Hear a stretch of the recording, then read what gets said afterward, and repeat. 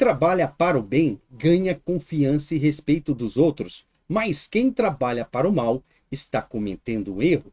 Provérbios 14, 22. Se você acabou de cair de paraquedas aqui, esse é o episódio 12 da série onde estão estudando selos, trombetas e taças. Parte 5. Se você não se inscreveu no canal, se inscreva no canal, marque o joinha, marque o sininho e clique aqui na descrição do vídeo para assistir todos os episódios que você acabou de chegar aqui. A gente já falou de todos esses períodos aqui, agora estamos saindo de trombetas e partindo para taças. E aqui não é nada de achismo, não é a minha opinião, é o que vem por aí segundo a Bíblia. Isso aqui é um estudo de escatologia, que são os estudos do fim dos tempos. A gente está explorando Mateus 24, a gente está explorando ali as semanas de Daniel e a gente está em Apocalipse. E agora estamos a caminho das taças. E falamos da canção agora dos 144 mil. Para quem não lembra desses estudos, aqui tem uma figura do Cordeiro, e em frente ao trono do Cordeiro, os 144 mil estão cantando para ele. Depois vi e olhei o Cordeiro em pé no Monte Sião. Com ele estavam 144 mil pessoas que tinham o nome dele e do pai dele escritos nas testas delas. Você vai ver isso em Apocalipse 14, 1. Esses 144 mil, como vocês observaram lá atrás, nesses estudos. Ah, não, Michael, eu caí agora, que vai na descrição, clica para assistir desde o primeiro episódio. São judeus dentro das 12 tribos de Israel. E o que acontece? Então ouvi uma voz do céu que parecia o barulho de uma grande cachoeira ou um som de um forte trovão. A voz que ouvi era como a música de harpistas tocando as suas harpas. Apocalipse 14, 2.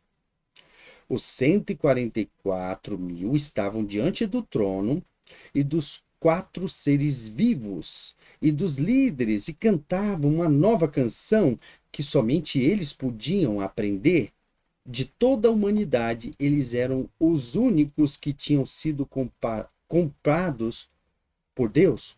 Esses 144 mil são pessoas que se dedicaram dos judeus a Deus. Eles não tiveram relações com mulheres, eles foram separados mesmo para adorar a Deus. E no final dos tempos serão marcados, né, e não o Satanás e o monstro, né, o leopardo lá, como falei no episódio anterior, vai tentar contra eles, mas não vai conseguir. Eram os que se conservaram puros porque não havia tido relações com mulheres, olha aqui como eu falei para vocês, e seguem o Cordeiro onde ele vai. Entre todos os seres humanos, eles foram comprados e foram os primeiros a serem oferecidos a Deus e ao Cordeiro. Eles nunca mentiram, nem cometeram nenhuma falta. Apocalipse 14, do 4 ao 5. Então vi outro anjo voando muito alto, com uma mensagem eterna do Evangelho para anunciar a todos os povos da terra, a todas as raças, tribos, línguas e nações. Apocalipse 14, 6. Ou seja, vai ter um espalhamento no fim dos tempos do Evangelho. Você já não vê isso acontecendo agora? Você vê séries saindo, até Hollywood já está passando. É claro que tem uns detalhezinhos ali que você tem que observar, por isso que é importante que você lê a palavra. Já está espalhando também o evangelho aí com seriados, né, com filmes. E é interessante que você observa isso. A internet, você passa um short sim, outro não, tem a mensagem de Deus ali. Nunca foi tão espalhado o evangelho. Então é algo para você também observar. Então ele disse com voz forte: temam a Deus e louvem a sua glória, pois já chegou a hora de Deus julgar a humanidade. Adorem aquele que fez o céu e a terra, o mar e as fontes das águas. Apocalipse 14, 7.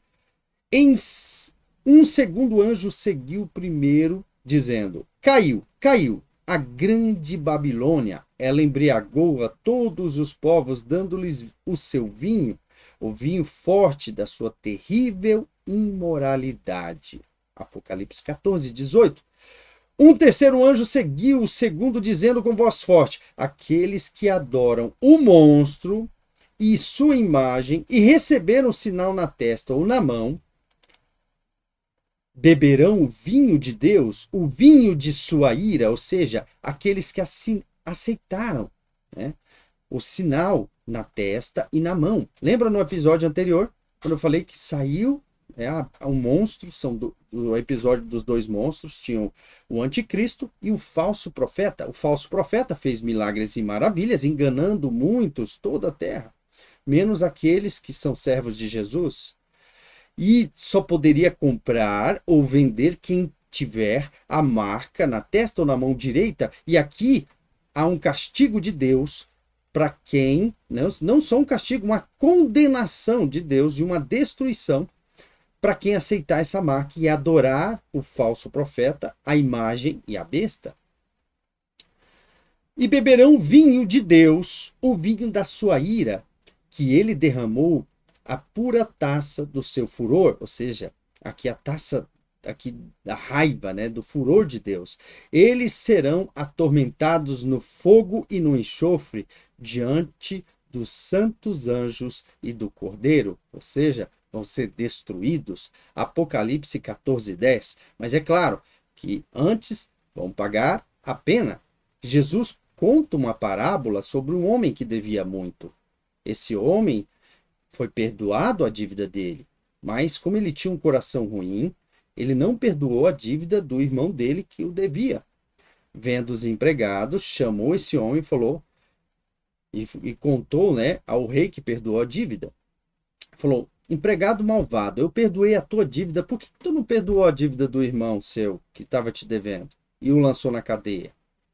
Bom, porque fizeste isso, o lançarei na cadeia, na escuridão, e você vai ficar lá até que se cumpra a pena. Jesus está contando ali uma parábola até que se cumpra a pena, depois a destruição. Jesus também dá uma dica para nós, seguinte: olha, não tenham medo de quem pode matar o corpo, mas sim daquele que te lança do inferno, pode te lançar no inferno e destruir a sua alma. Então, Jesus já está dando a dica aqui. E continua: a fumaça do fogo que os atormenta sobe para todo sempre, ali não há alívio, nem dia, nem noite, nem de noite. Ou seja, está falando que não vai ter alívio nem de dia nem de noite para os que adorarem o monstro e sua imagem, nem para qualquer um que tenha o sinal dele, do nome dele. Apocalipse 14, 11. Olha, é algo para você observar, é algo que realmente nós, que somos servos de Jesus, Yeshua Mashiach, a gente tem que tomar atenção. Por isso que ele fala: vigiai. Um empregado fiel fica na porta da casa esperando o patrão voltar. O cristão aqui na terra, ele é sobrecarregado de males para levá-lo a se afastar de Deus. Hoje, o Satanás colocou tanto entretenimento que as pessoas e trabalho, as pessoas focar no trabalho, focar em mamon, que é o dinheiro, que as pessoas esquecem e não deixam tempo para buscar a Deus. Nem sequer 10% do tempo. Aí Jesus fala, o cara vai lá, vai na igreja, um domingo sim, outro não, lê a Bíblia de vez em quando, nem sequer ora, não faz jejum, não crê em Jesus, não busca Jesus de verdade, não busca Deus de verdade, é aqueles que Jesus fala. Vão chegar pessoas até mim e dirão: mas em teu nome não expulsei demônio, em teu nome eu não fiz milagres e maravilhas. Então Jesus fala: em verdade eu te digo que eu não te conheço. Apartai de mim, vós que fazei o mal. Isso exige que o povo de Deus aguente o sofrimento com paciência. Esse povo são aqueles que obedeceram os mandamentos de Deus, né? Olha aqui, ó. Vamos ler novamente. Esse povo são aqueles que obedeceram aos mandamentos de Deus e são fiéis a Jesus. Então ouvi uma voz do céu que disse: escreva isto: felizes as pessoas que desde agora morreram no serviço do Senhor. Sim, isso é verdade, respondeu o Espírito de Deus. Elas descansarão do seu duro trabalho, porque levaram consigo o resultado dos seus serviços. Apocalipse 14, 12 ao 13.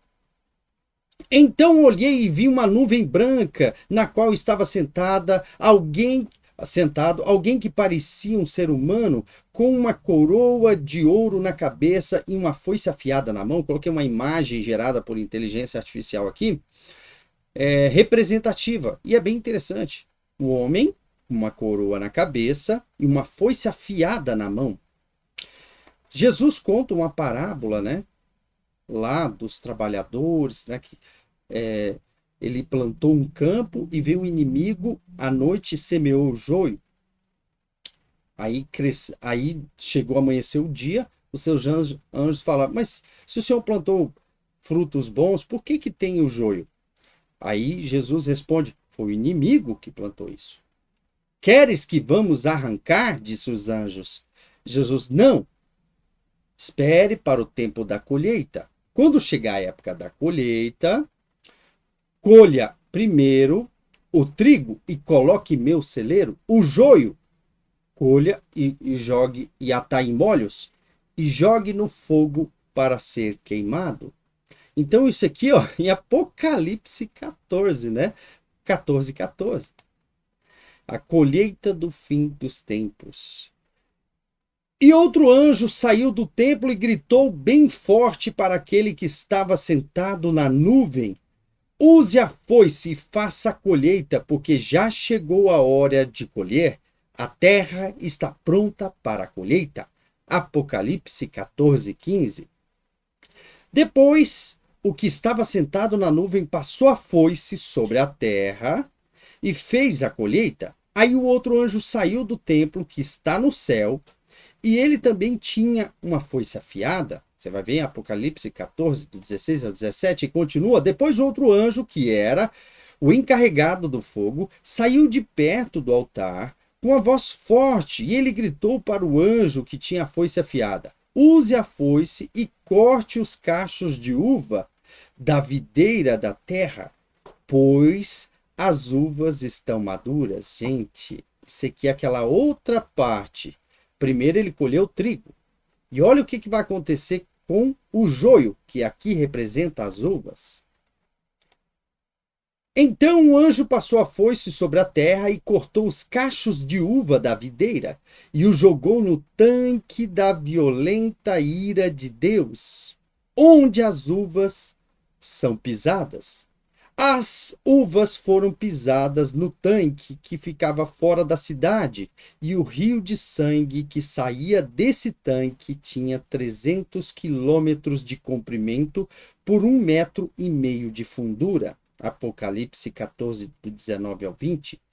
Então você vê que há um castigo, há uma sentença para aqueles que não querem saber de Deus. Mas aqueles que guardaram as leis de Deus, aqueles que creram que o nosso Senhor Jesus é o nosso único e eterno Salvador, e Ele é o único caminho, a verdade e a vida, e o único nome que pode ser salvo é através dele, serão salvos e serão guardados.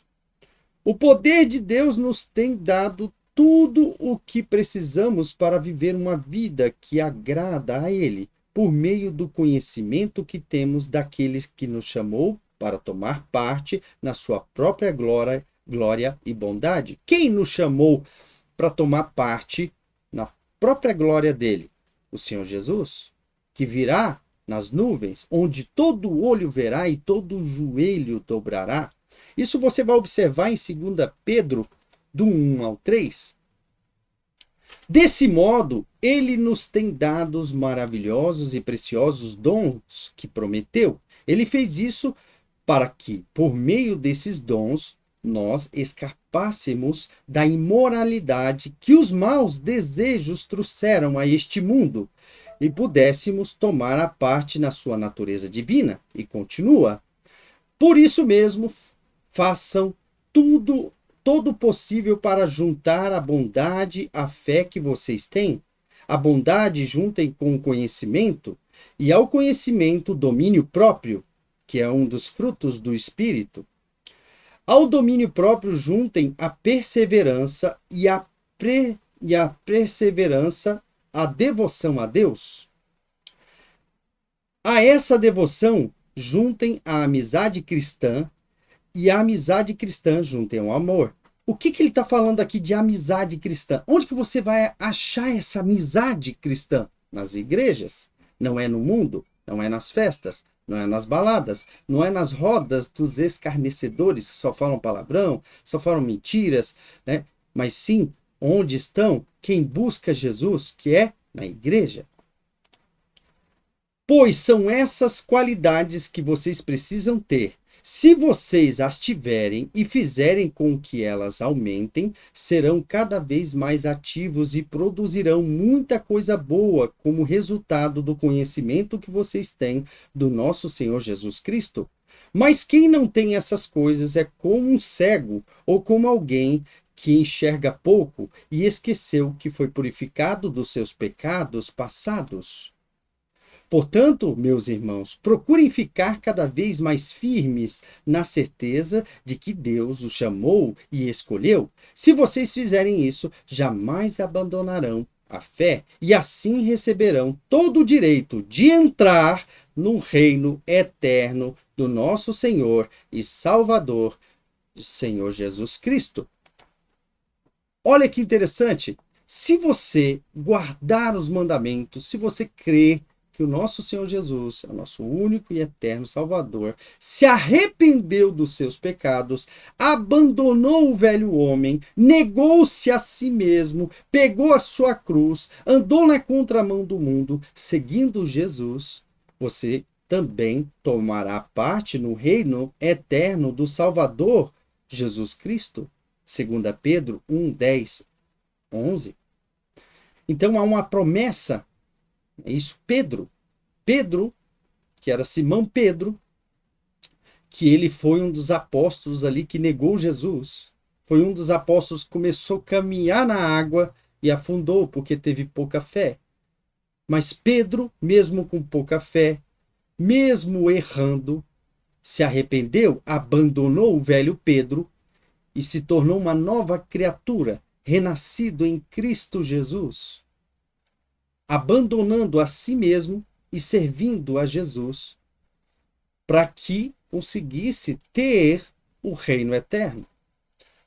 Não se esqueça, gente, não é por obras que vamos ser salvos, não é por nada que vamos fazer, mas sim pela graça. Graça é um favor imerecido que vem da parte do nosso Senhor Jesus, porque ele morreu por mim, por você, para que conseguíssemos chegar a Deus. Então, você pode observar que Apocalipse é claro. Ele deixa ali para nós, aqui eu vou colocar no continua, que a gente continua ali no próximo episódio, ele deixou para nós muitas dicas de como chegássemos ao Pai. E só chega ao Pai através de Jesus. Se Jesus voltasse agora, você estaria preparado para voltar com ele? A palavra de Deus diz que cada um dará conta de si mesmo e cada um tem que se sondar, observar a si mesmo, tirar tudo que é mal, pedir ao nosso Senhor Jesus que nos limpe para que ficamos brancos como neve, limpe-nos do lamaçal de pecado no qual nos encontramos, porque a misericórdia de Deus se renova a cada manhã. Então, se você ainda não buscou Jesus, se você ainda está em cima do muro, que o muro já é de Satanás, agora é o momento de abandonar o velho eu e ir para o novo eu, a nova criatura, renascida em Cristo Jesus. Como que eu faço isso, Mike? Procure uma igreja na tua cidade, procure uma igreja evangélica, procure ser batizado, procure lá no seu quarto, fechar a porta, falar: meu Senhor Jesus, eu cancelo, eu nego tudo que eu nego o velho homem e aceito o novo, renovado no seu nome. Eu te aceito como o único e eterno Salvador da minha vida. Entra na minha vida, me muda, me transforma numa nova criatura. Mas olha, quando você se volta a Jesus, você tem que abandonar toda aquela sua velha vida. Os velhos pecados não entram mais. Jesus, ele aceita você como você está agora, mas não aceita os pecados vir junto. Os pecados têm que ficar para trás. Abandone os pecados, abandone a maldade, porque todos nós, a palavra de Deus diz que não há um só justo na terra. Todos nós nascemos com a mesma doença que é o pecado, e quem lava desses pecados é o nosso Senhor Jesus. Ele é a água viva, quem beber dessa água nunca terá sede. Ele é o pão da vida, quem comer desse pão nunca morrerá. Então, creia no nosso Senhor Jesus. Só através do nome dele é que todos na terra podem ser salvos. Não há outro nome no qual você pode ser salvo senão pelo nome de Jesus, que é Yeshua, o Mashiach, que é o nome em hebraico dele, transliterado. Então, entenda que o único caminho é Jesus. E você pode hoje mesmo entregar sua vida para ele e dizer: eu não quero mais essa vida de pecado. Eu não quero mais essa vida de mentiras. Eu não quero mais essa vida de maldade, moralidade sexual, mas sim uma vida pura e olhando para Jesus. Não olhe para o homem. Não seja aquele que chega na igreja e começa a apontar o dedo para o pastor. São pessoas como eu e você. Olhe para Jesus. Busque a Jesus. Busque uma igreja. Busque ser discipulado numa igreja. Busque uma igreja evangélica do nosso Senhor Jesus. Busque se converter das suas maldades, dos seus pecados, porque todos nós temos a mesma doença que é o pecado, todos nós pecamos. Então todos nós temos que buscar a Deus todos os dias, pois a misericórdia dele se renova a cada manhã. E Jesus promete que a paz que excede todo entendimento virá, não a paz que o mundo dá, mas a paz que excede todo entendimento. E ele também diz: entrega para mim todos os seus fardos pesados, porque o meu fardo é leve. Então, o fardo de Jesus é leve. É simples. E se entregue a Jesus. Reconheça que ele é o único caminho, a verdade, a vida e o caminho da salvação na sua vida. E mude. Porque não dá para vir a Jesus levando consigo os pecados. Tem que ser renascido, uma nova criatura, negar a si mesmo, tomar sua cruz e seguir Jesus. Então espero que tenha gostado desse vídeo. A gente continua no próximo episódio e que a paz do nosso Senhor Jesus Cristo, Yeshua Mashiach, venha reinar na sua vida, na sua família, no seu trabalho. E eu te vejo no próximo episódio.